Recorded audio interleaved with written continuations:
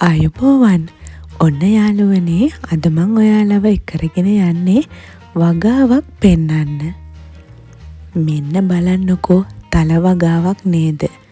ලංකාවේදී අපි දැකලා තියෙනවා තල වගා කරලා අස්වනු නෙලා ගත්තාම ඒවා වේලෙනකන් තියන්නේ මෙන්න මේ විදියට තල කරල්, තල ගස් උඩු පැත්තට හරවලා. මෙන්න බලන්න, ඒ විදියම වගාවක්. හැබැයි මේක තල නම් නෙමේ, ඕට්ස්.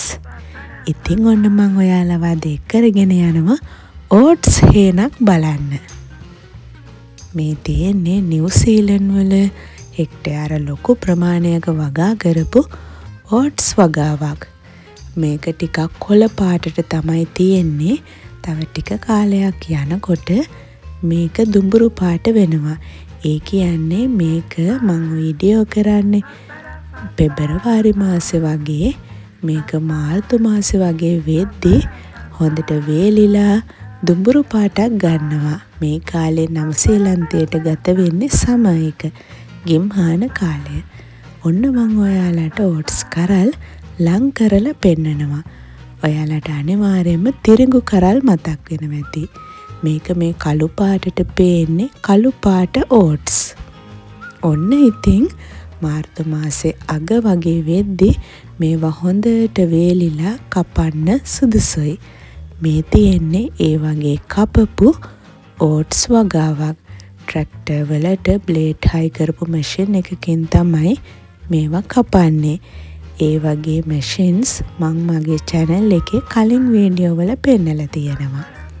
ඒ විදියට ඕට්ස් කැපුවාම මිනිස් ශ්‍රමය යොදාගෙන තමයි මේ විදියට එකතු කරන්නේ. ලංකාවේ වගේමයි අපි තල කැපුවට පස්සේ මෙන්න මේ වගේ කපලා තියෙන ඒවා ගොඩ ගහගන්නේ මිනිස් ශ්‍රමය පාවිච්චි කරලානේ. ඒ වගේම තමයි ඕට්ස් වගාවේදීත් මේ විදියට කපපු ඕට්ස් එකතු කරගන්නේ මිනිස් ශ්‍රමය පාවිච්චි කරලා. මෙතන කීප දෙනෙක් වැඩ කළා. මං එයාලව වීඩියෝ කරන්න නැතුව තමයි මේ වීඩියෝ ටික අරගත්තේ. ඔන්න ඉතින් ඔයාලට මං ලං කරලා පෙන්නන්නම්. මෙන්න මේ විදියට තලගස් වගේම තමයි මේ ඕට්ස් අස්වැන්නත් හොඳින්ම වේලෙනකන් මේ විදියට ගොඩ ගහනවා.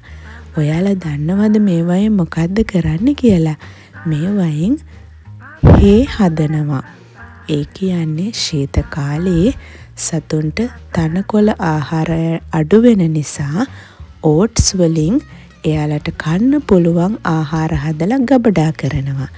මේ තියෙන්නේ ඒ වගේ මැෂින් එකක්. මේකේ හේ ලයිනර් කියලා ගහලා තියෙනවා. ඔයාලට මං ලං කරලා පෙන්නද්දි බලන්න පුළුවන්. මේ වගේ මැෂින්ස් මම මගේ channel එකේ කලිනුත් පෙන්නලා තියෙනවා.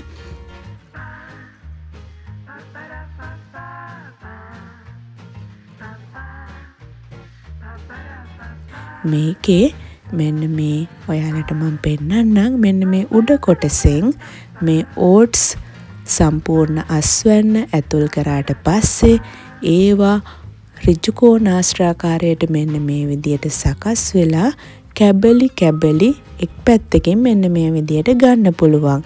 මේවා හොඳටම වේලිලා තියෙන නිසා ආරක්ෂිතව ගබඩා කරලා ශීත කාලයේදී සතුන්ට, ඒ කියන්නේ එළදෙනුන්ට, බැටළුවන්ට කන්න දෙන්න පාවිච්චි කරන්න පුළුවන්.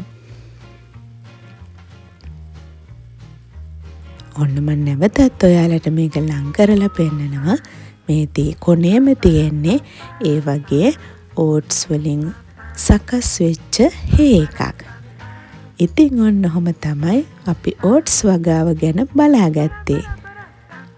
ඔයාලට මේක වැදගත් නම් ලයික් කරන්න, කමෙන්ට් කරන්න, ෂෙයා කරන්න අමතක කරන්න එපා.